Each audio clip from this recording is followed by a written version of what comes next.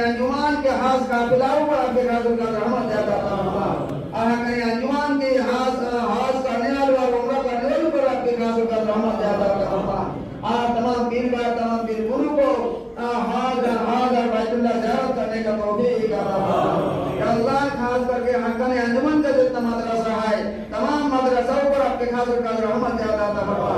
तमाम मदरसा की तमाम असतिज़ाए इकराम और तलबा इज़ाम पर आपके खातिर का रहमत ज्यादा अता फरमा। उनको मुकम्मल तौर पर कामयाबी हासिल करने का तौफीक अता फरमा। या अल्लाह खास करके जिन्होंने कुरान पाक हिफ्ज़ कर रहा है या अल्लाह उन सब का आसानी के साथ हिफ्ज़ करने का तौफीक अता फरमा।